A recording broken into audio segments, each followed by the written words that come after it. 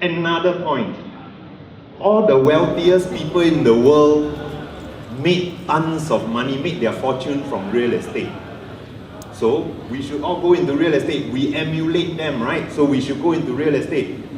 This is a posting by one of my friends who said, the region's 20th wealthiest families are worth 600 over billion. Their fortunes related to properties. So the vision is clear. Now we chiong, because these families derive the bulk of their fortunes from real estate. Is it true? Did they make money from real estate? Did real estate make them rich? Or did they buy real estate after they become rich? Again, don't put the cart before the horse. Let's look around.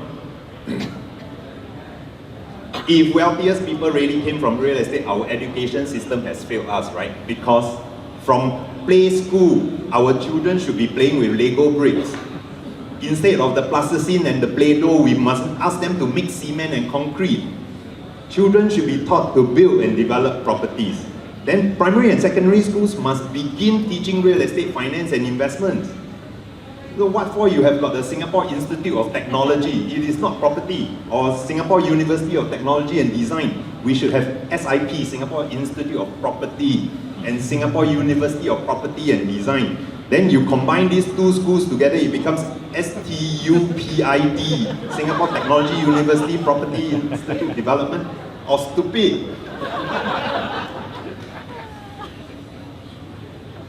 These are the top people on the Forbes list in each continent. Oil and gas, minerals and mining, Australia. Cement, sugar, flour, salt in Africa. Jeff Bezos from Amazon, technology. Then food and beverage. And then travel. Well, I don't know why they classify him under Antarctica. But the only person with the real estate word mentioned here is Mr. Ortega, who is owner of Zara. After he made money from fashion, he bought a few prominent buildings and he bought prominent hotels, but it was after he became a billionaire, then the word real estate got attached to his name. The rest of them made money first, then they bought their big houses. In Singapore, who is Singapore's richest? Hai Di Lao now, right? Is that real estate? Before Mr. Hai Di Lao, who is the richest one? Ng family, Far East organization. What started them becoming so rich? Soya sauce. Mr. Ng Teng Fong's father was in the business of sauces, food sauces. Okay, so not everybody, I mean, and we've got many rich families who are in banking, who are also in technology, and then after that they started to invest in real estate. So please, any property agent friends of mine who are telling you that you get rich by buying real estate, sorry, please show them my chart. One more myth, better buy than rent. If you don't buy, your landlord will evict you. US study on all the 50 states in the US showing how much contribution to monthly mortgage versus contribution to monthly rent. And because the blue bars are longer, they say that the monthly rental payments are higher. Monthly payments are higher than the mortgage payments. Therefore, renting is more expensive than buying, so it's better to buy. They calculated monthly mortgage. They didn't calculate how much money it takes to own a home. Property tax not counted.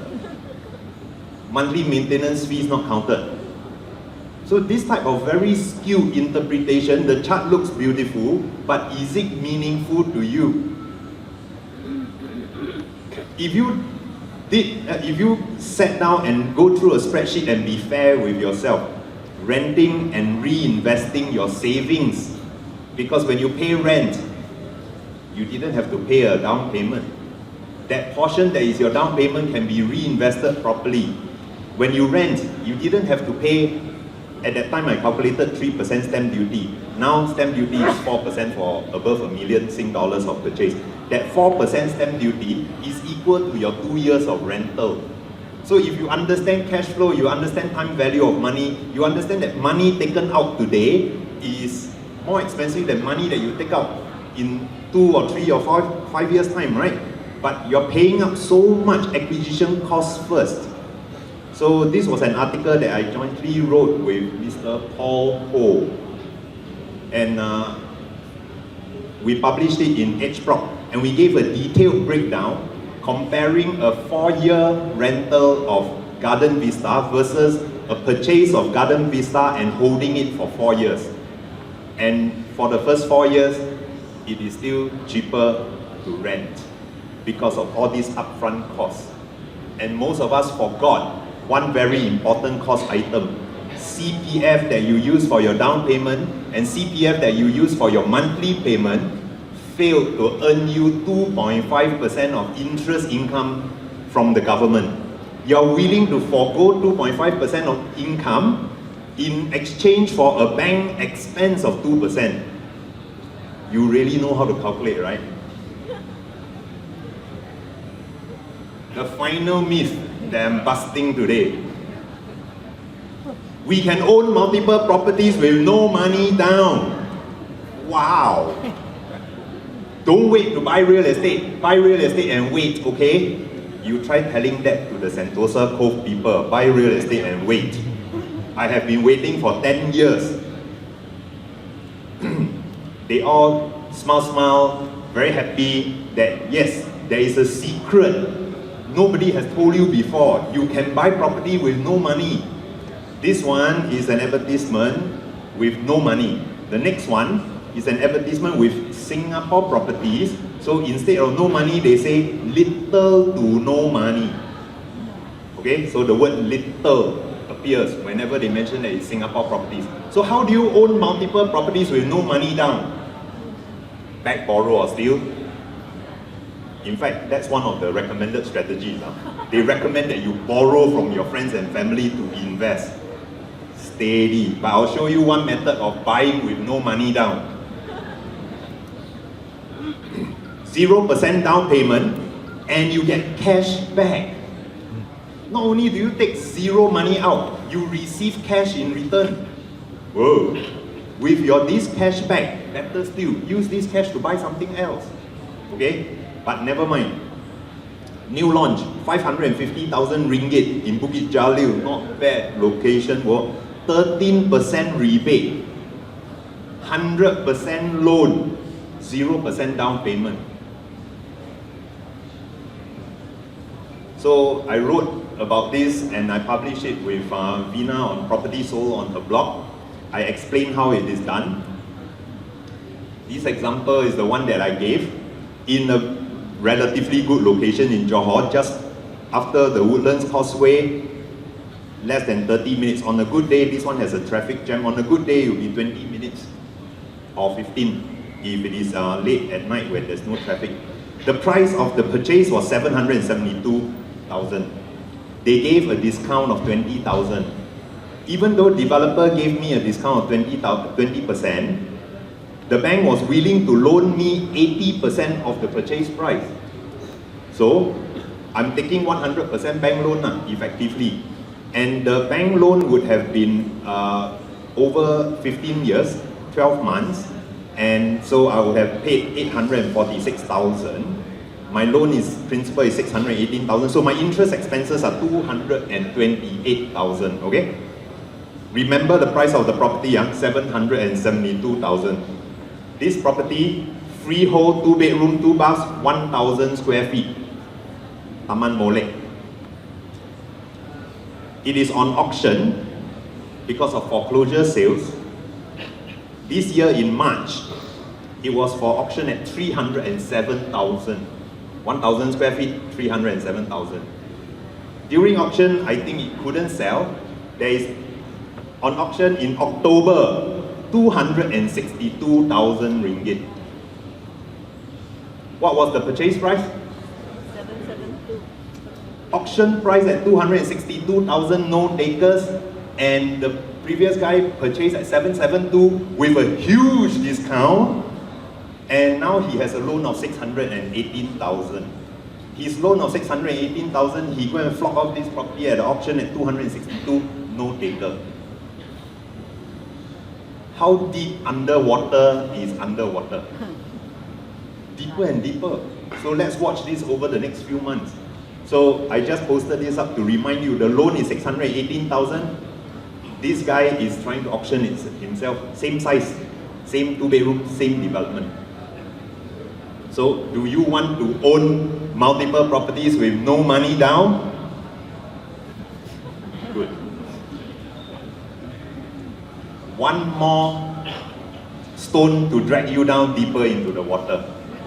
Malaysia government is considering now because of 51,000 unsold properties in Johor, they are considering to cut the 1 million threshold for foreigners. So foreigners, if will be allowed to buy at 600,000, a lot of the properties at 1 million ringgit will be discounted down to 700,000, 800,000. Those at lower than it will have to discount themselves further. So many of the buyers from 3 years ago already lost on the ringgit. Ringgit was 250, now ringgit is 3. And they are going to lose one more round when the government cuts the 1 million to 600,000. But we got MM2H, we opened the doors, they will all come. Malaysia, my second home scheme. Sorry, this one is a bit tight. Since the first year in 2002 until last year 2018, a total of 42,000 applicants. What was Singapore's population growth last year? Just now I said 31.9 thousand plus 33,000. We grew 60 over thousand, right? But of course, ours include foreign workers. Here, this is over a period of 17 years, and they had 42,000 over 17 years. And it includes renewals of the people from the first 10 years. So on average, each year, just under 3,000. 3,000. Some of them are families. So is the MM2H, when you open wide your doors, many people will be flooding in, a successful scheme? Are people really flooding in? So let's recall what are the points about the myths in real estate. I'm sorry for calling it old wives' tale. So the myths in real estate. Singapore is land scarce. Buy property, sure make. If you open the doors, they will flood in. Will they flood in? Real estate is a hedge against inflation. The wealthiest people make their fortunes from real estate, so we must chong and follow them. It's better to buy than to rent. And you can own multiple properties with no money down. So I hope I've given you enough bullets to understand that these are really old wives' tales, but this is not an old wives' tale. If you are really interested to invest in real estate, pay a trustworthy agent to advise you. Okay, please keep in touch with me on Instagram or on my Facebook or on my LinkedIn.